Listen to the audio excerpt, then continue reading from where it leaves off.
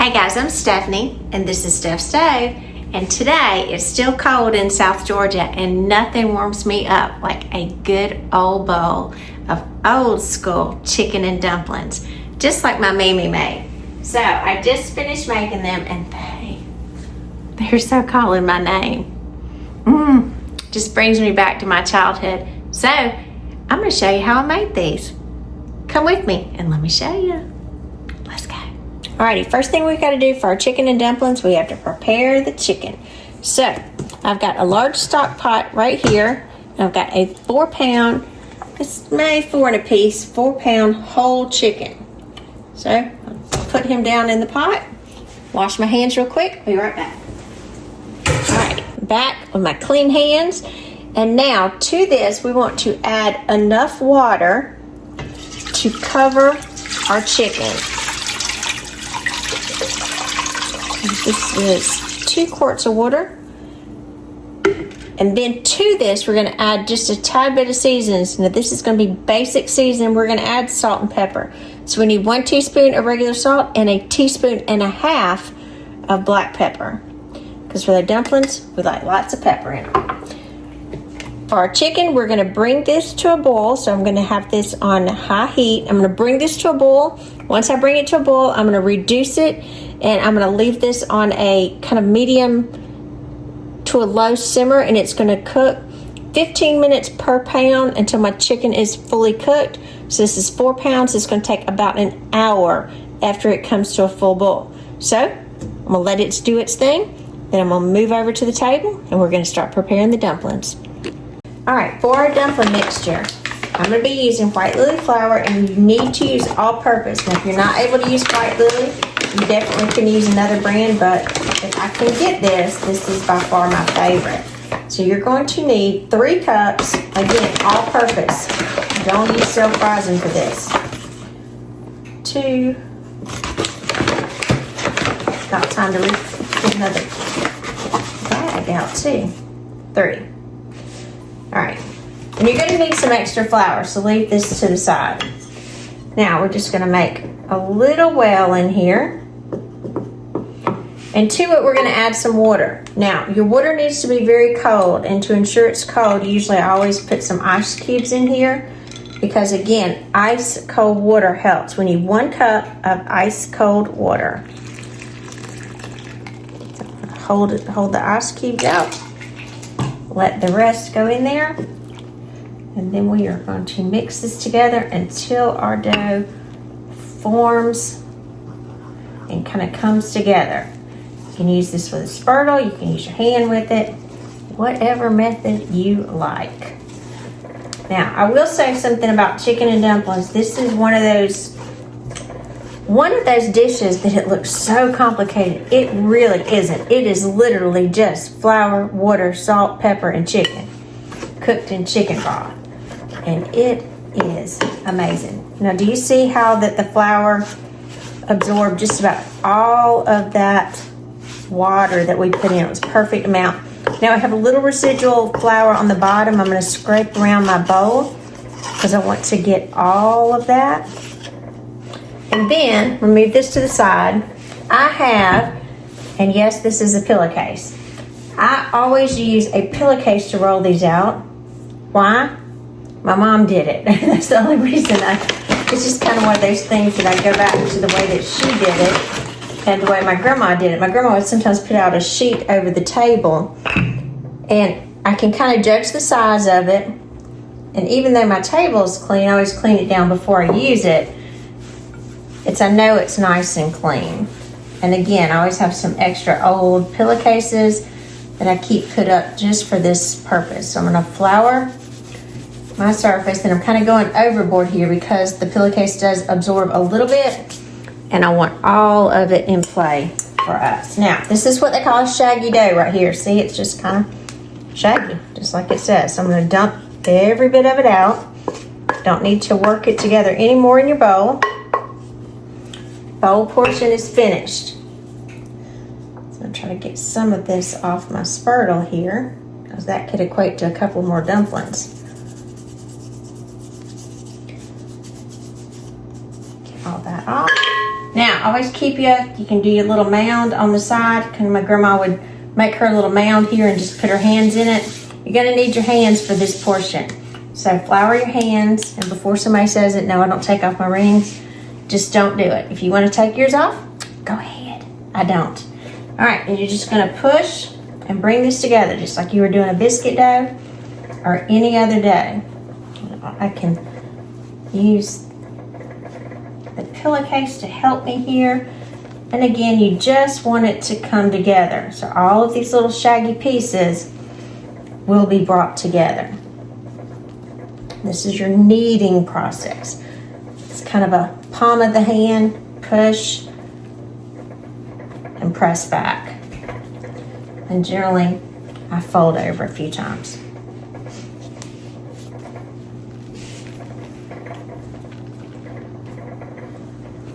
And I'm really kind of looking for a smoother texture is what I'm doing here with this kneading process. Just bringing it together.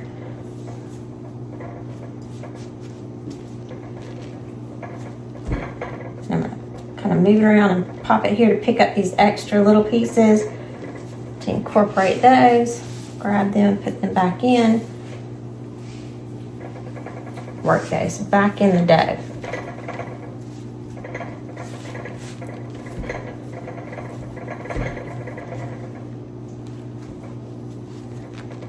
That little sound that you hear is where I'm pressing on the table.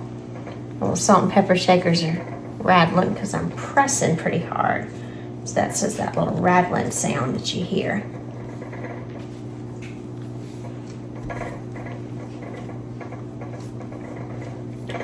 All right, looks like we're nicely brought together here.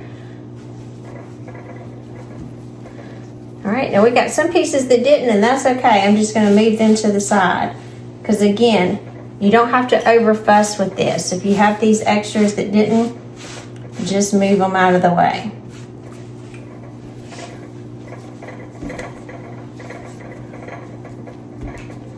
All right, now I like to use a rolling pin for this. This is like my old rolling pin. Flour your rolling pin because you don't want it sticking to your rolling pin. And you're going to, I'm always press in the middle. Kind of get a rocking motion, and then I'm going to roll this out until it's almost the same size as this pillowcase. So I'm going to keep rolling, and I'll be right back. I have rolled and pressed until it kind of wouldn't roll anymore because I've got it very, very thin. So you can see the edge of here. It's super, super thin. And the way that I judge how far is too far, one, it's almost the size of my pillowcase. You know, give or take just the little edges here. And that's why I kept dusting over and moving this extra flour out of the way. Now, after you've got it to this point, you will start, when it kind of won't go any further, you'll start seeing that it'll start giving or creating some cracks. This is the way I want it. I like these thin. They're very thin, they're delicate, they kind of melt in your mouth. So this is not a thick, like biscuit dumpling. That is not what these kind of are. These are very thin, velvety. Delicious. Delicious. So, the one thing about these, after you roll them out, you can't use these immediately. They don't turn out well. You need these to dry for several hours, preferably overnight if you have that luxury. Now, since I'm doing these tonight for dinner, I don't have the luxury of letting them dry out overnight. So, I've got another pillowcase, and I'm just going to cover them just to keep them free from anything that would get on them. And again, I want them dry. I don't want any extra moisture on them. I want them drying out. So, these are going to dry out for about 2 hours, and then we'll be right back. Alrighty, our chicken is up to a boil. So I'm going to kind of poke it down, and I like to come in here with my meat fork and just kind of poke through, especially this back, because I don't want to create a hot pocket that just swells under there and pops at me later. So just kind of create some pockets through there, and I'm going to turn my temperature down till about 4, kind of medium low. And then this is going to continue to cook, again, about 15 minutes per pound. This is about a 4-pound chicken, and so it's going to need to cook for about an hour in here. And again, I'll probably have some people that'll ask, can I use chicken thighs? Can I use chicken breasts? I guess you could. However, if you noticed earlier, the whole chicken with the skin on, yes, I cooked it with the skin on in the beginning, produces that rich, thick stock is what we need. So if you're using chicken pieces that are already cut up, you need to cook them with the bone because there's even more flavor in it. So I would not use completely boneless, skinless chicken breast or anything like that. I don't think it would be a good mix, and it certainly, you would not get this kind of result out of it. So this is going to cook for about an hour until my chicken is fully cooked. My dumplings are already made and they're drying out. So we'll see you back in just a little while. Alrighty, after our chicken has been cooking for about an hour, I'm going to come in and I've got my meat fork and I've got an extra spoon. I'm going to come in and put it through the inner cavity, and you can tell how this is cooked so well because it's falling apart. This is exactly what we want to see. So I've got my pan really close to this. I'm just going to dip this out, and I'm going to use the spoon to get the other portions. The leg quarters have just fallen off, and that again shows you how tender it is and how it is completely done at this point. Make sure we get all of that out, little wings out. Get any remaining pieces of the chicken carcass. And at this point, we just want good, rich broth, which is exactly what we have. So I'm going to turn this down to low and let this continue to stay warm while the chicken is cooling. It does need to cool completely because it'll be a little too hot to touch. And then I'm going to come in and I'm going to pull all the meat, or as much as I can, off the bones, discard the bones, and then we'll put the chicken back in the stock. So I'm going to let this cool, and then I'll get ready to debone it, and we'll be back shortly. Alrighty, I finished deboning all of the chicken, and you just want to be sure that your pieces, I use 2 forks generally when I do this, and I'm just finished, and I'm going through and double checking all the pieces. I don't have any that are super large, but you just kind of want to take a couple forks and shred them apart so you have some nice pieces. That looks like a little bit of the bone right there, so I'll need to throw that out. Now, as far as our broth has been simmering just because we don't want it to cool down. So I'm going to come in, I'm going to turn my temperature back up to a medium high, about 7. Give it a good stir. We got some rich broth here, and we want this to come back to a kind of a rolling boil. So while this is coming back to a rolling boil, I'm going to come back over to the table and turn our attention excuse me, back to our dumplings. So be right back. Alrighty, we're back at the table with our dumplings, and I've just got a little platter here. And this is just something that I'm going to do to be easy. I'm going to dust my platter with a little bit of flour so these won't stick. Now, if your counter and your stove are close together, you definitely don't have to do this part, but mine are a little further away, so I'm going to do it in this manner, and you'll understand why in just a second. So I'm going to roll off the top pillowcase that I had them covered, and you can kind of tell that the edges are really, really dry. That's what I want. So I'm going to use a pizza cutter for this. And I'm going to do these about 1 inch. And again, if you're not sure where an inch is, about the first digit on your finger is 1 inch. So I'm going to do those about. And for the rest of it, you can kind of guesstimate it. If they're a little bit bigger, it's not going to be a big deal.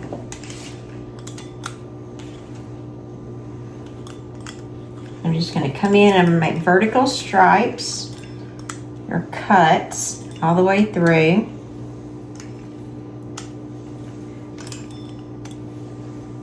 And after I make all of my vertical stripes, then I'm going to come in, or cuts, I'm going to come in and I'm going to do them horizontally.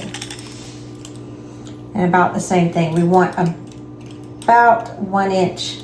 But again, if some of them get a little bit bigger because you kind of veer a little to the right, a little to the left, not that big of a deal. We just want bite-sized pieces. So 1 inch is a good measurement here. All right, that looks like we've got all of them.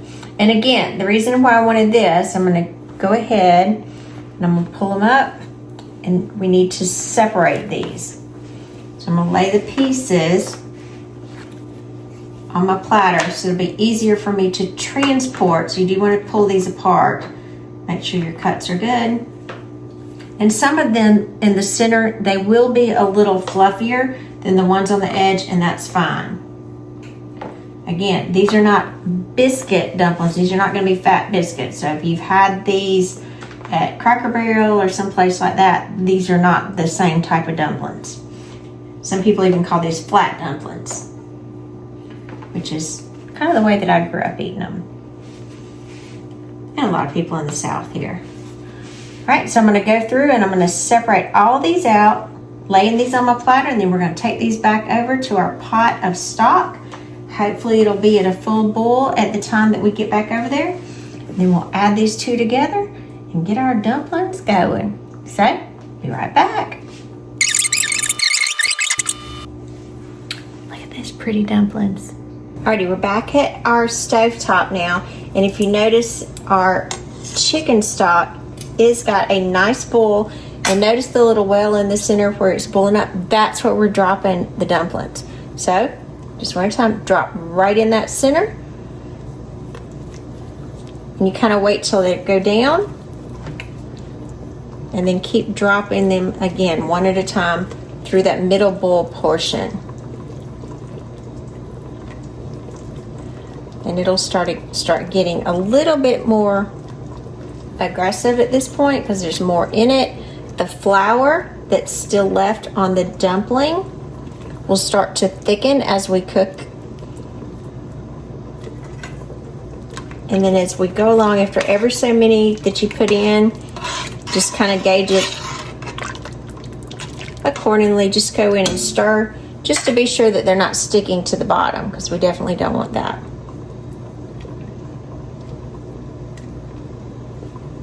I'm waiting for that center bowl to come up again.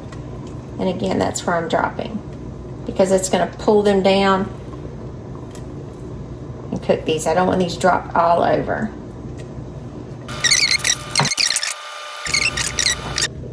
All right, now that we have all of them, this last little bit of flour, I'm going to go ahead and drop in, because again, it'll act to thicken the broth. I'm going to give it a good stir.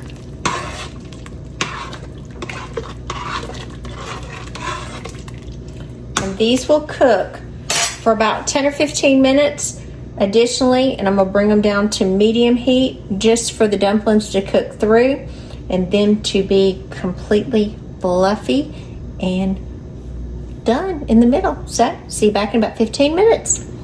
Alrighty, our dumplings have been cooking for several minutes, and you can see they're fluffed up and really beautiful at this point. So I'm just going to stir them to be sure that nothing is sticking at the bottom. We don't want any of these stuck to the bottom. And all of this chicken that we have cut up, we are going to put it back in the pot now. So just very carefully spoon this back into the pot.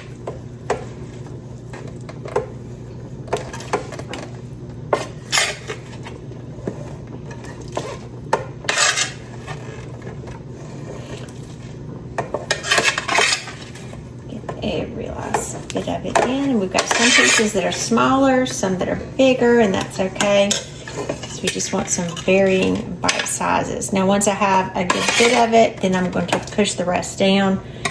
Originally you just kind of do want to spoon it down because you don't want it to pop back on you. Again, it's filling up the pot at this point, so I can kind of push the rest of it down.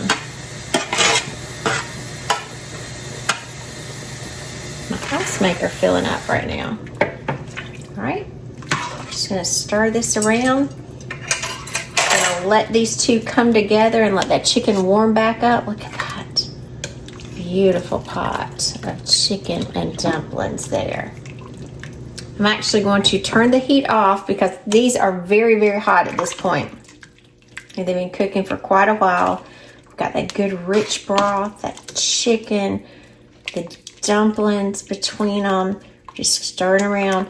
Again, we're just leaving the chicken in there for just a few minutes to let the chicken warm back up, and then it's gonna be time to taste. I'm Stephanie, this has been Steph's Stove, and today we made chicken and dumplings, just like my mammy made when I was a little girl. Look how pretty these are. And these are, a lot of people call these flat dumplings because they're not the biscuity kind like you get at Cracker Barrel and places like that. These are the old school, flat, very velvety, swimming in that good chicken stock and chicken broth. So I'm going in. They're dripping down my face. They're so good. That brings me back to my childhood. Just delicious. Warms you up. Super good and super easy. It does take a little time, but not a huge amount of skill. So impress your friends with this wonderful chicken and dumplings, old school style. Remember, give us a thumbs up. Click that subscribe button for more great content like this. Steph's Stove, we're making memories, one dish at a time. Thanks for watching, guys. Have a wonderful evening. Stay warm.